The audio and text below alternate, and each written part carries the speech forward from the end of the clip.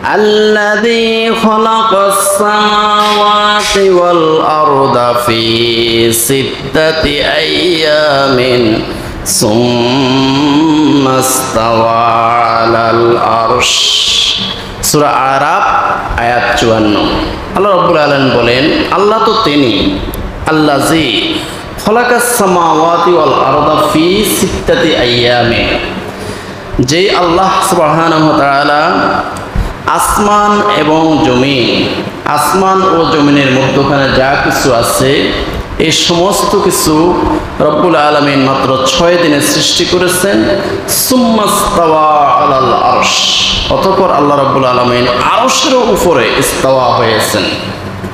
হাজরিন, এই মুহররমের 10 তারিখ আশুরাতেই আল্লাহ রব্বুল আলামিন এই বিশ্ব ব্রহ্মাণ্ড সৃষ্টি করেছেন। আবার এই মুহররমের 10 তারিখ আশুরার দিবসে শুক্রবার আসরের সময় আসর থেকে মাগরিব এই সময়ের মধ্যে আল্লাহ রাব্বুল আলামিন এই বিশ্ব ব্রহ্মাণ্ডকে ধ্বংস করে দেবেন। আল্লাহ রাব্বুল আলামিন বলেন ওয়ানুফিখা ফিস সূরি ফাসাইকা মান ফিস সামাওয়াতি ওয়া মান ফিল আরদ ইল্লা মান শাআল্লাহু সুম্মা নুফিখা ফীহি উখরা ফাইযা হুম কিয়ামুন ইয়ানজুরুন। সূরা জুমার আয়াত নম্বর 68। আল্লাহ রাব্বুল আলামিন বলেন ওয়ানুফিখা ফিস সূরি ফাসাইকা মান ফিস সামাওয়াতি ওয়া মান ফিল আরদ ইল্লা মা শাআল্লাহ। যখন আল্লাহর হুকুমে হযরত ইসরাফিল আলাইহিস সালাতু ওয়াস সালাম যখন সিংহায় ফুৎকার দিবেন তখন আল্লাহ পাক যা বাঁচাইতে চান আল্লাহ পাক যা রক্ষা করতে চান তা ছাড়া আর সব কিছু লয় ক্ষয় হয়ে যাবে, ধ্বংস হয়ে যাবে। সুম্মা নুফিখা ফীহি উখরা, ধ্বংস হওয়ার পরে আবার যখন ইসরাফিল আলাইহিস সালাতু ওয়াস সালাম দ্বিতীয় সিংহায় যখন দ্বিতীয়বার ফুৎকার দিবেন ফাইযা হুম কিয়ামুন ইয়ানজুরুন, তখন মাটি ফেটে ফেটে সমস্ত প্রাণীগুলো আবার হাসরের ময়দানে উত্থিত হবে। হাজরিন, আল্লাহ রাব্বুল আলামিন বলেন কুল্লু মান আলাইহা ফান ওয়া ইয়াবকা ওয়াজহু রাব্বিকা যুল জালালি ওয়াল ইকরাম। সূরা আর-রহমান আয়াত 26। আল্লাহ রাব্বুল আলামিন বলেন কুল্লু মান আলাইহা ফান, ইসরাফিল আলাইহিস সালাতু ওয়াস সালামের সিংহায় ফুৎকার দেওয়ার সাথে সাথে সব কিছু ধ্বংস হয়ে যাবে। ইল্লা ওয়াজহু রাব্বিকা যুল জালালি ওয়াল ইকরাম, শুধু মহান রব্বুল আলামিনের অস্তিত্ব ছাড়া, মহান রব্বুল আলামিনের অস্তিত্ব ছাড়া আর সব কিছু ধ্বংস হয়ে যাবে। এই মুহররমের 10 তারিখ আশুরাতেই আল্লাহ রাব্বুল আলামিন এই পৃথিবীটা ধ্বংস করে দেবেন। হাজরিন, হযরত আদম আলাইহিস সালাতু ওয়াস সালামকে এই মুহররমের 10 তারিখ আল্লাহ পাক রব্বুল আলামিন সৃষ্টি করেছেন।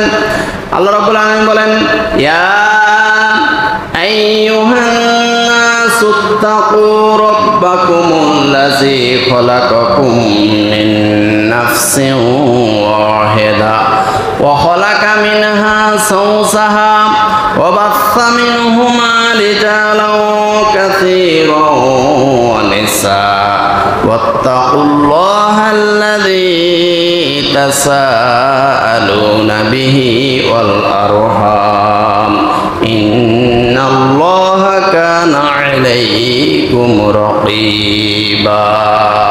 সূরা নিসা আয়াত নম্বর 1। আল্লাহ রাব্বুল আলামিন বলেন ইয়া আইয়ুহান নাসুত্তাকু রাব্বাকুমুল্লাযী খালাকাকুম মিন নাফসিন ওয়াহিদা, হে মানুষ সকল, তোমরা সেই আল্লাহকে ভয় করো, সেই রবকে ভয় করো, সেই রব্বুল আলামিনকে ভয় করো। আল্লাযী খালাকাকুম মিন নাফসিন ওয়াহিদা, যে আল্লাহ রব্বুল আলামিন হযরত আদম আলাইহিস সালাতু ওয়াস সালাম থেকেই তোমাদেরকে সৃষ্টি করেছেন, একটি মাত্র নফস থেকে, একটি মাত্র আত্মা হযরত আদম আলাইহিস সালাতু ওয়াস সালাম থেকে তোমাদেরকে সৃষ্টি করেছেন। ওয়াখালাকা মিনহা সাওসাহা, আদম আলাইহিস সালাম যখন বেহেশতের মধ্যে ঘুমিয়েছিলেন তখন আল্লাহ রাব্বুল আলামিন একটা অপারেশন করেছেন। আদম আলাইহিস সালামের বাঁ পাঁজরের মধ্যে একটা অপারেশন করে বাঁ পাঁজরের একটা হাড় নিয়ে আম্মাজান হযরতে হাওয়া আলাইহিস সালাতু ওয়াস সালামকে সৃষ্টি করেছেন। সুবহানাল্লাহ। ওয়াখালাকা মিনহা সাওসাহা ওয়া বাসসা মিনহুমা রিজালান কাসীরান ওয়া নিসা। আর আদম ও হাওয়া আলাইহিমাস সালাম এই দুইজন থেকেই সারা বিশ্বের মধ্যে কোটি কোটি আল্লাহর বান্দাকে আল্লাহ রাব্বুল আলামিন সৃষ্টি করেছেন। ওয়াত্তাকুল্লাহাল্লাযী তাসাআলুনা বিহি ওয়াল আরহাম, তোমরা সেই আল্লাহকে ভয় করো, সেই রব্বুল আলামিনকে তোমরা ভয় করো, যে রবের নামে, যে আল্লাহর নামে তোমরা কসম খাও, যে আল্লাহর নামে তোমরা একে অপরের কাছে চাও, ভাই আল্লাহর ওয়াস্তে আমাকে টাকা দেন, ভাই আল্লাহর ওয়াস্তে আমাকে সাহায্য করেন, যে আল্লাহর নামে তোমরা একে অপরের কাছে চাও, একে অপরের কাছে যাচনা করো, একে অপরের কাছে সহযোগিতা চাও, সেই আল্লাহকে তোমরা ভয় করো। ওয়াল আরহাম, এবং আত্মীয়তার বন্ধন ছিন্ন করাকে তোমরা ভয় করো। ইন্নাল্লাহা কানা আলাইকুম রাকিবা, নিশ্চয় আল্লাহ রাব্বুল আলামিন তোমাদের উত্তম তত্ত্বাবধানকারী। প্যারে হাজরিন, আল্লাহ রাব্বুল আলামিন বলেন, ইয়া আইয়ুহান নাস ইন্না খলাকনাকুম মিন যাকারিন ওয়া উনসা ওয়া জাআলনাকুম শুউবান ওয়া ক্বাবাইলা লিতাআরাফু ইন্না আকরামাকুম ইনদাল্লাহি আতকাকুম। সূরা হুজুরাত আয়াত নাম্বার 13। আল্লাহ রাব্বুল আলামিন বলেন, ইয়া আইয়ুহান নাস, হে মানুষ, হে মানুষ সকল, ইন্না খলাকনাকুম মিন যাকারিন ওয়া উনসা, নিশ্চয় আমি আল্লাহ রাব্বুল আলামিন তোমাদেরকে আমি একজন পুরুষ একজন নারী, অর্থাৎ আদম ও হাওয়া আলাইহিমাস সালাম এই দুইজন থেকেই তোমাদেরকে আমি সৃষ্টি করেছি। ওয়া জাআলনাকুম শুউবান ওয়া ক্বাবাইলা লিতাআরাফু, অতঃপর তোমাদেরকে আমি বিভিন্ন গোত্র, বিভিন্ন বংশ, বিভিন্ন এলাকার বিভিন্ন পরিচিতি দিয়ে লিতাআরাফু, তোমাদের এলাকা, তোমরা কারা বাংলাদেশি, তোমরা কারা সৌদি আরবিয়ান, তোমরা কারা মালয়েশিয়ান, এইভাবে বিভিন্ন গোত্র বংশ এলাকার পরিচয় দিয়ে আমি আল্লাহ রাব্বুল আলামিন সৃষ্টি করেছি। তবে সৃষ্টি করেছি মাত্র আদম ও হাওয়া আলাইহিমাস সালাম এই দুইজন থেকে তোমাদেরকে আমি সৃষ্টি করেছি। তবে খবরদার জেনে রাখো, এই গোত্রের অহংকার, বংশের অহংকার, দেশের অহংকার দিয়ে তোমাদের কোনো কাজ হবে না। ইন্না আকরামাকুম ইনদাল্লাহি আতকাকুম, বংশমর্যাদা দিয়ে, গোত্রের অহংকার দিয়ে তোমার কোনো কাজ হবে না। ইন্না আকরামাকুম ইনদাল্লাহি আতকাকুম, আমি আল্লাহর কাছে সেই ব্যক্তি সবচেয়ে সম্মানিত যে ব্যক্তি আমি আল্লাহকে সবচেয়ে বেশি ভয় করে। সুবহানাল্লাহ। যে আল্লাহকে সবচাইতে বেশি ভয় করে, আল্লাহকে 24 ঘন্টার প্রত্যেকটা সেকেন্ড আল্লাহকে হাজির নাজির জেনে আল্লাহকে ভয় করে অপরাধ থেকে বেঁচে থাকে, গুনাহ থেকে বেঁচে থাকে, আল্লাহকে ভয় করে আল্লাহকে হাজির নাজির জেনে সমস্ত পাপ কাজ থেকে বিরত থাকে, ইন্না আকরামাকুম ইনদাল্লাহি আতকাকুম, সেই ব্যক্তি আমি আল্লাহর কাছে সবচেয়ে বেশি প্রিয়। তোমার বংশমর্যাদা দিয়ে, চৌধুরী বংশ দিয়ে, মজুমদার বংশ দিয়ে, পাটোয়ারি বংশ দিয়ে কোনো কাজ হবে না। তুমি আমেরিকান, এই আমেরিকান বলেও কোনো কাজ হবে না। ইন্না আকরামাকুম ইনদাল্লাহি আতকাকুম, আল্লাহর কাছে সবচেয়ে প্রিয় ব্যক্তি সে যেই ব্যক্তি আল্লাহকে সর্বদা ভয় করে, গুনাহ থেকে, পাপ থেকে বেঁচে থাকে। হাজরিন, এই মুহররমের 10 তারিখে হযরতে আদম আলাইহিস সালাতু ওয়াস সালামকে এই পৃথিবীতে পাঠিয়েছেন। আল্লাহ রাব্বুল আলামিন বলেন, কুলনা হাবিতু মিনহা জামিআ ফাইম্মা ইয়াতিয়ান্নাকুম মিন্নি হুদান ফামান তাবিআ হুদায়া ফালা খাউফুন আলাইহিম ওয়ালা হুম ইয়াহজানুন। সূরা বাকারা আয়াত নম্বর 38। আল্লাহ রাব্বুল আলামিন বলেন, কুলনা হাবিতু মিনহা জামিআ, হে আদম ও হাওয়া আলাইহিস সালাম, তোমরা দুইজন বেহেশত থেকে বের হয়ে যাও। আল্লাহ রাব্বুল আলামিন বলতেছেন, কুলনা হাবিতু মিনহা জামিআ, তোমরা দুনিয়ার মধ্যে নেমে পড়ো। দুনিয়ার মধ্যে আল্লাহ রাব্বুল আলামিন আদম ও হাওয়া আলাইহিস সালাম দুইজনকে বের করে দিলেন। তবে শর্ত দিয়ে দিয়েছেন, ফাইম্মা ইয়াতিয়ান্নাকুম মিন্নি হুদান, আমার পক্ষ থেকে, মানে আল্লাহর পক্ষ থেকে হেদায়েত যাবে। 1,24,000 নবীরা যাবে। আল্লাহর পক্ষ থেকে 104খানা কিতাব এই পৃথিবীতে আসবে, হেদায়েত যাবে। ফাইম্মা ইয়াতিয়ান্নাকুম মিন্নি হুদান ফামান তাবিআ হুদায়া, যেই ব্যক্তি, যেই মানুষরা এই হেদায়েত গ্রহণ করবে, 1,24,000 নবীদের যাদেরকেই পাবে, সমসাময়িক মুহূর্তে যেই নবীকে পাবে সেই নবীকে অনুসরণ করবে।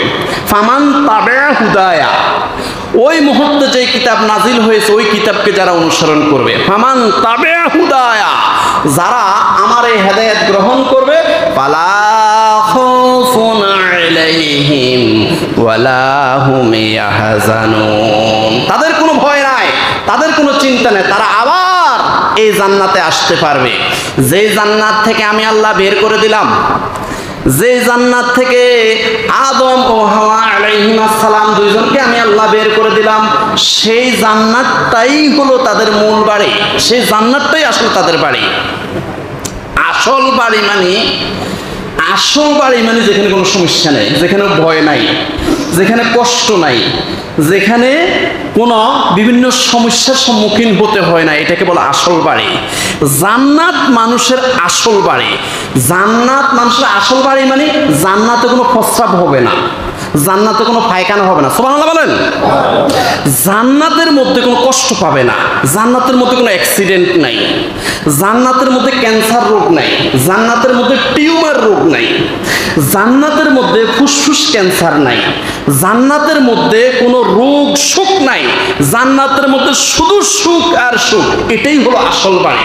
আল্লাহ পাক রব্বুল আলামিন বলেন, ফাইম্মা ইয়াতিয়ান্নাকুম মিন্নি হুদান ফামান তাবিআ হুদায়া ফালা খাউফুন আলাইহিম ওয়ালা হুম ইয়াহজানুন, তোমাদের আসল বাড়ি তো জান্নাত, তবে আমি সাময়িক সময়ের জন্য তোমাদেরকে এই জান্নাত থেকে বের করে দিলাম তোমাদেরকে দুনিয়াতে, তবে আবার আমার হেদায়েত গ্রহণ করে, কিতাব গ্রহণ করে, নবীদেরকে অনুসরণ করে যারা পাক্কা মুমিন মুসলমান হইয়া ঈমান নিয়ে যারা কবরে আসতে পারবে, তারা আবার এই জান্নাতে আসতে পারবে। আল্লাহ দাওয়াত দিয়ে দিছে, বাইর করার সময় আল্লাহ আবার দাওয়াতও দিয়ে দিছে যে আবার এই জান্নাতে আসতে পারবে। শর্ত হলো ফামান তাবিআ হুদায়া ফালা খাউফুন আলাইহিম ওয়ালা হুম ইয়াহজানুন, আমার পক্ষ থেকে যে হেদায়েত যাবে, এই হেদায়েত গ্রহণ করতে পারলে আবার সে জান্নাতে আসতে পারবে।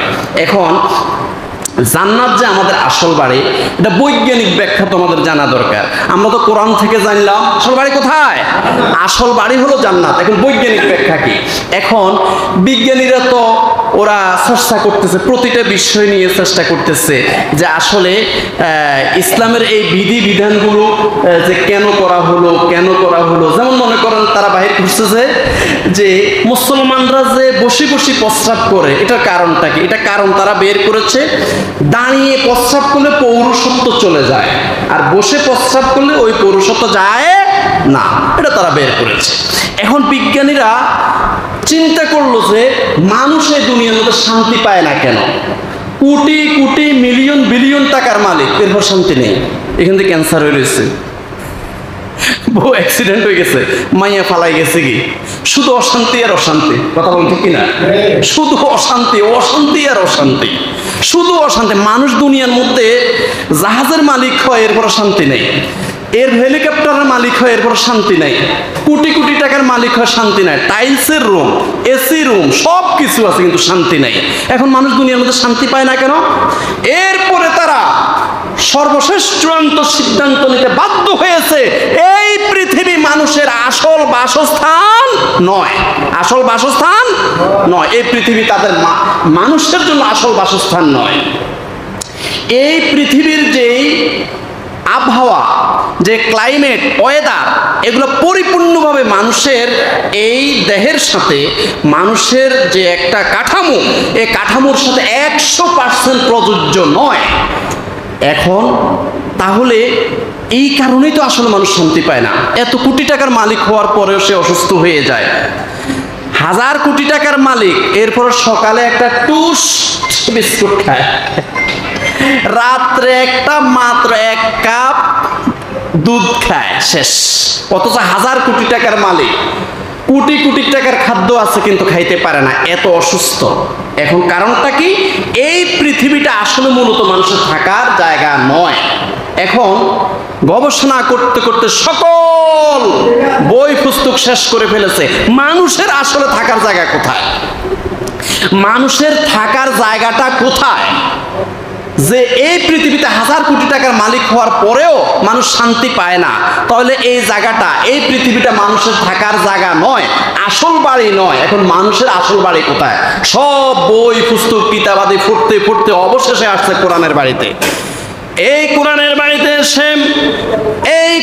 বাড়িতে এসে তারা দেখলো যে আল্লাহ পাক রব্বুল আলামিন বলেন, কুল নাহাবিতু মিনহা জামিআ ফাইম্মা ইয়াতিয়ান্নাকুম মিন্নি হুদান ফামান তাবিআ হুদায়া ফালা খাউফুন আলাইহিম ওয়ালা হুম ইয়াহজানুন।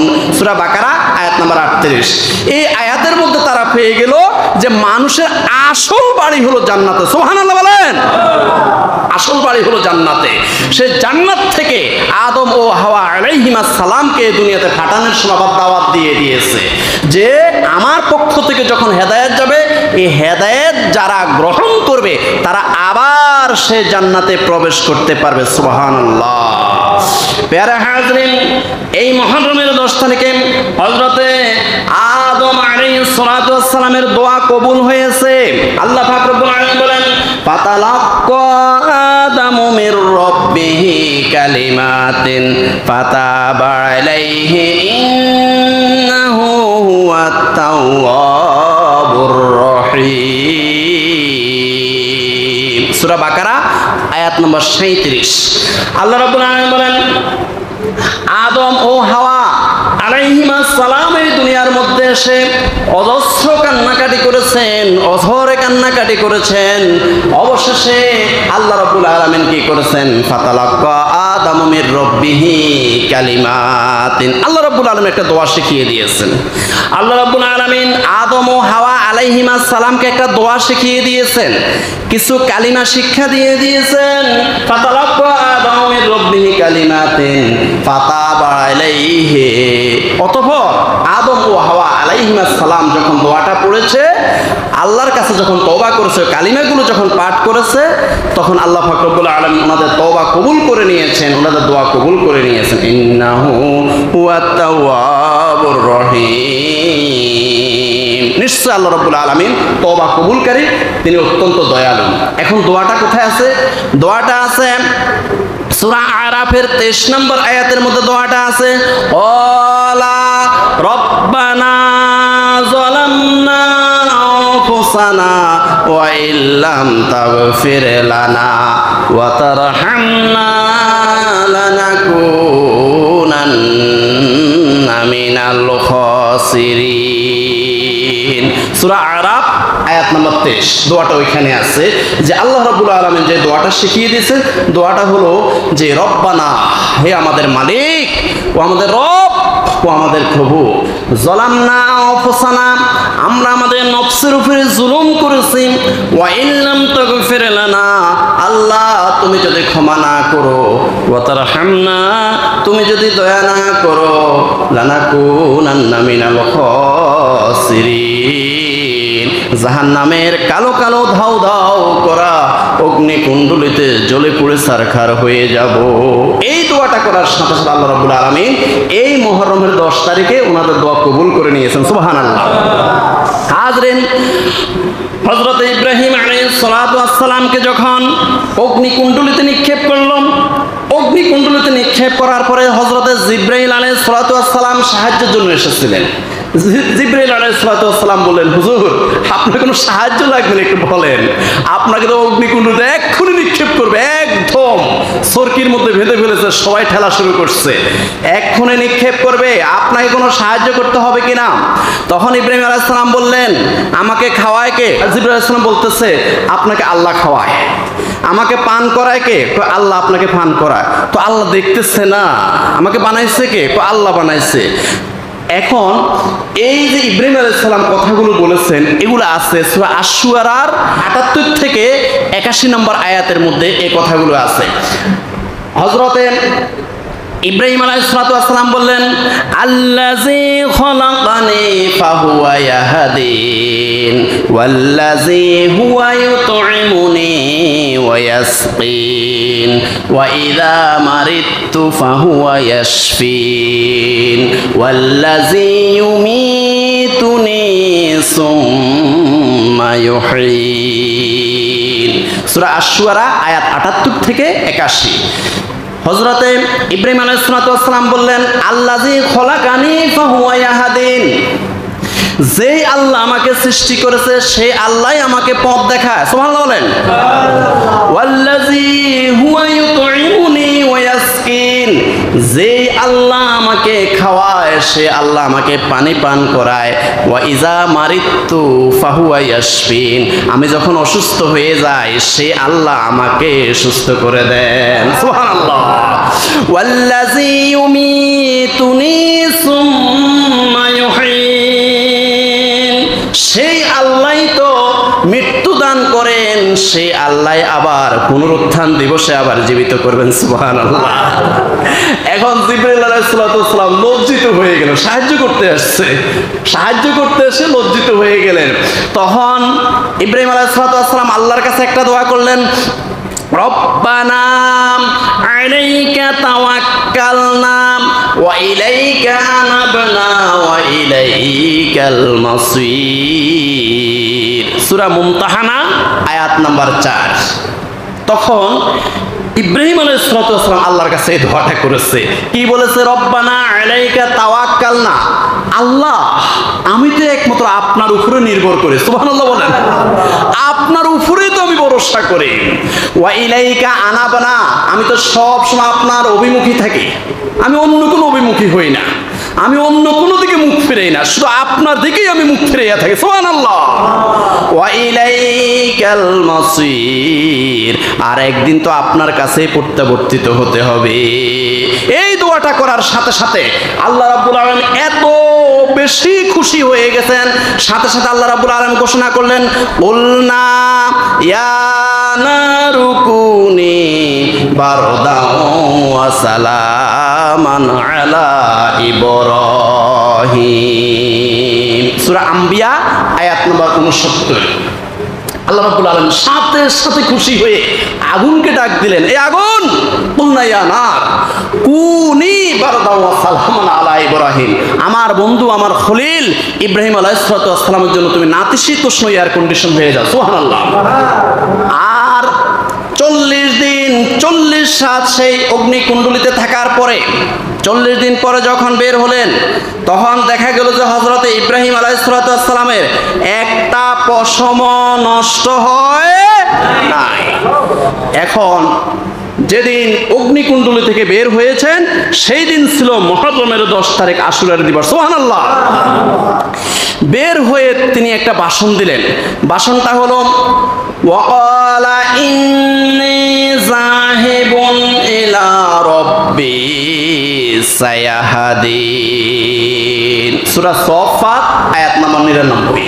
তিনি ভাষণটা কি দিলেন? খুব মর্মান্তিক, খুবই মর্মান্তিক। ওয়াকালা ইন্নী যাহিবুন ইলা রাব্বি সায়াহাদিন।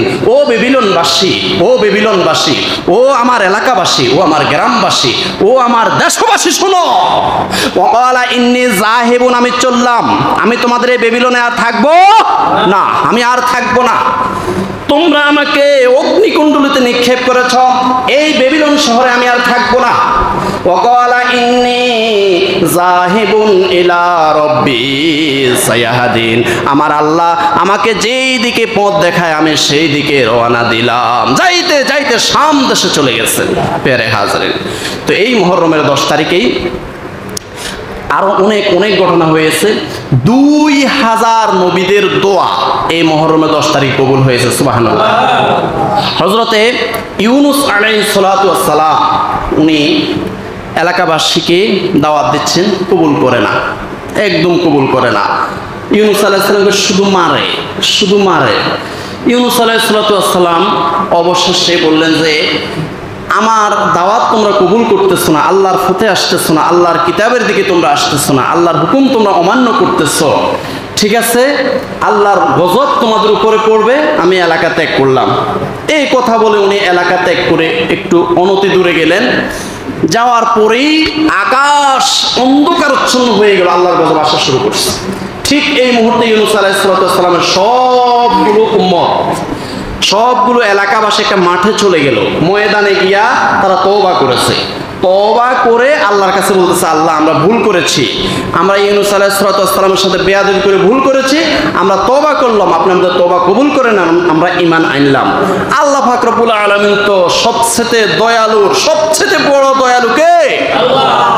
তিনি ওদেরকে ক্ষমা করে দিলেন। আবার আকাশের গজব আকাশে চলে গেল। এখন ইউনুস আলাইহিস সালাম অনতি দূর থেকে দাঁড়িয়ে দাঁড়িয়ে দেখলেন যে আল্লাহর গজব তো তাদের উপর পড়লো না। এখন উনি চিন্তা করলো যে তারা আমার সাথে এত বেয়াদবি করেছে, আমি দিন প্রচার করতেছি, ওরা আমার দিকে ইট পাটকেল মারে। এখন অবশেষে আমি বললাম তাদের উপর গজব আসবে, কিন্তু গজব তো আসলো না। এখন যাইতে যাইতে একটা নদীর পাশে গেলেন, সেখানে একটা নৌকার মধ্যে উঠলেন। নৌকার মধ্যে উঠে যখন সাগরের মধ্যখানে গেলেন তখন নৌকা ডুবে যায় এই অবস্থা।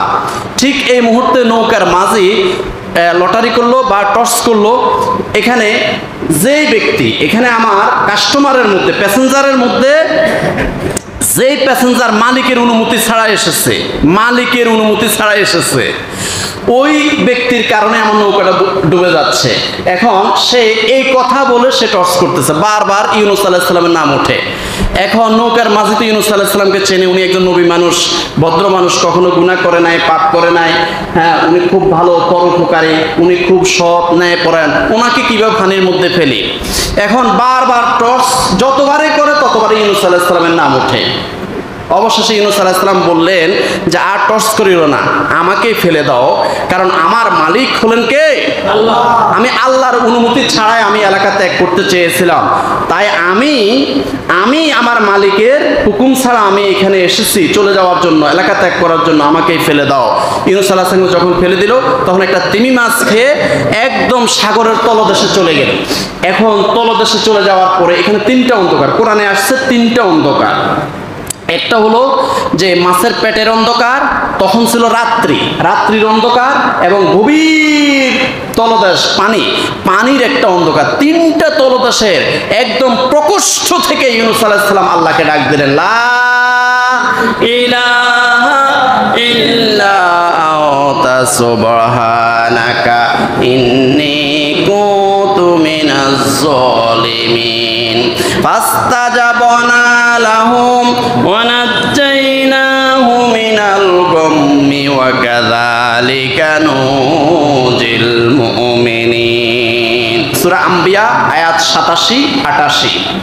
ইউনুস আলাইহিস সালাম গভীর তলদেশ থেকে, সাগরের তলদেশ থেকে তিনি আল্লাহকে ডাক দিলেন, লা ইলাহা ইল্লা আনতা, আল্লাহ তুমি ছাড়া কোনো উপায় নাই, আল্লাহ তুমি ছাড়া কোনো ভরসা নাই, আল্লাহ তুমি ছাড়া কোনো ইলাহা নাই, তুমি ছাড়া কোনো হুকুমদাতা নাই, তুমি ছাড়া কোনো আইনদাতা নাই, তুমি ছাড়া কোনো বিধানদাতা নাই, তুমি ছাড়া আমাকে এই মুহূর্তে রক্ষাকে আর কেউ নাই।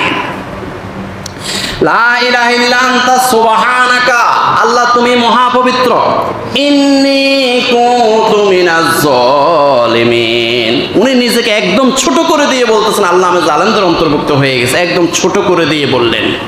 এখন আল্লাহ সুবহানাহু ওয়া তাআলা আরশের উপর থেকে তিনি সাথে সাথে লেট করে নাই, সাথে সাথে ঘোষণা দিলেন ফাস্তাজাবনা লাহুম ওয়া নাজ্জাইনাহু মিনাল গাম্মি ওয়া কাযালিকা নুজিল মুমিনিন। ফাস্তাজাবনা লাহু, আমি আল্লাহ রাব্বুল আলামিন ইউনূস আলাইহিস সালামের ডাকে সাড়া দিলাম।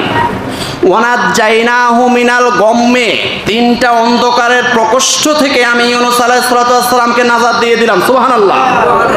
শুধু তাই নয়, ওয়া কাযালিকা নুজিল মুমিনিন, কিয়ামত পর্যন্ত আমার কোন মুমিন বান্দা, আমার কোন মুসলমান বান্দা যদি এরকম বিপদে পড়ে, ওয়া কাযালিকা নুজিল মুমিনিন, শুধু ইউনূস আলাইহিস সালামকে নাজাত দিয়েছি তাই না, কিয়ামত পর্যন্ত আমার কোন মুমিন মুসলমান বান্দা যদি এরকম বিপদে পড়ে মারে না ডাকিয়া, বাবারে না ডাকিয়া, কোনো আলেমকে না ডাকিয়া, কোনো দুনিয়ার মানুষকে না ডাকিয়া যদি আমাকে ডাকে, সুবহানাল্লাহ বলেন, ওয়া কাযালিকা নুনজিল মুমিনিন, তাহলে এমনি ভাবে আমি ইউনূস আলাইহিস সালামকে যেভাবে এই তিনটা অন্ধকারের প্রকোষ্ঠ থেকে আমি আল্লাহ যেভাবে নাজাত দিয়ে দিয়েছি, কিয়ামত পর্যন্ত আমার মুমিন বান্দাদেরকেও এরকম বিপদ থেকে আমি আল্লাহ রক্ষা করব। সুবহানাল্লাহ।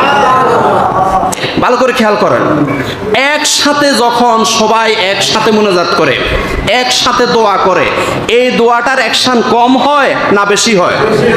ভালো করে চিন্তা করেন। আমরা অনেক সময় মুনাজাত না দিয়ে আমরা দৌড় মারি যে একসাথে মুনাজাত দেওয়া কি দরকার, একসাথে মুনাজাত দিব কেন, যৌথ মুনাজাত দিব কেন? আমার ভাইয়েরা, হযরত ইউনূস আলাইহিস সালামের যে কওম, যে জাতি, এই বদবক্ত গুনাহগার পাপিষ্ঠরা একসাথে একটা মাঠের মধ্যে গিয়ে, একসাথে একটা ময়দানে গিয়ে যখন তারা তওবা করে একসাথে মুনাজাত দিয়েছে, তখন কবুল করে নিয়েছে কে? হ্যাঁ, কারণ কি 40 জন মুসলমানের মধ্যে একজন আল্লাহর ওলি থাকে। কি থাকে? আল্লাহর ওলি থাকে। একা একা মুনাজাত তো আপনি হাজার হাজার দেন, সমস্যা নাই, কিন্তু যৌথ যখন এই সবাই মিলে সম্মিলিত মুনাজাতে সেটা অংশগ্রহণ করবেন, কারণ সেখানে 40 জন মুসলমান থাকলে একজন আল্লাহর ওলি আছে। ওই আল্লাহর ওলির হাতের উসিলা সবার দোয়া কবুল করে নেবে কে? এখন আল্লাহ রাব্বুল আলামিন এখানে একটা কথা বলেছেন যে আমার কাছে ইউনূস আলাইহিস সালাম যে ছোট হয়েছে, নমনীয় হয়েছে, যে বিনয় প্রকাশ করেছে, নিজেকে একদম ছোট করে আমার কাছে প্রকাশ করেছে, এই প্রকাশটা যদি ইউনূস আলাইহিস সালাম না করত, তাহলে ইউনূস আলাইহিস সালামের কি দশা হইতো? আল্লাহ পাক রব্বুল আলামিন বলেছেন সূরা সাফফাতের 143 144 নম্বর আয়াত। আল্লাহ রাব্বুল আলামিন বলেন, ফালাউলা আন্নাহু কানা মিনাল মুসাব্বিহিন লালাবিসা ফি বাতনিহি ইলা ইয়াউমি ইউবআসুন। আল্লাহ রাব্বুল আলামিন বলতেছেন যে ফালাউলা আন্নাহু কানা মিনাল মুসাব্বিহিন, ইউনূস আলাইহিস সালাম যদি ওই মুহূর্তে আমার তাসবিহ পাঠ না করত, ইউনূস আলাইহিস সালাম ওই বিপদের মুহূর্তে যদি আমাকে ডাক না দিত, যদি লা ইলাহা ইল্লা আনতা সুবহানাকা ইন্নী কুনতু মিনাজ জালিমিন এই কালিমাটা যদি পাঠ না করত, এই দোয়াটা যদি না পাঠ করত, আমার কাছে যদি ছোট না হইতো, আমার কাছে যদি বিনয়ী না হইতো, লালাবিসা ফি বাতনিহি ইলা ইয়াউমি ইউবআসুন, কিয়ামত পর্যন্ত ইউনূস আলাইহিস সালাম এই মাছের পেটের মধ্যেই থাকতো।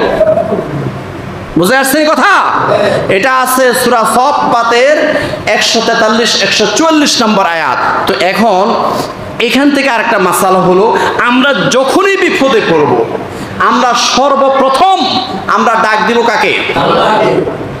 ইয়া আইয়ুহাল্লাযিনা আমানুস্তাঈনু বিস-সাবরি ওয়াস-সালাহ, ধৈর্য ধারণ করে 2 রাকাত নামাজ পড়বেন। যত বড় বিপদে হোক, যত বড় বিপদে হোক, মাত্র 2 রাকাত নামাজ পড়বেন। ধৈর্য ধারণ করে ওযু করবেন, ওযু করে 2 রাকাত নামাজ পড়ে আল্লাহর কাছে আপনি আপনার কথাগুলো বলবেন।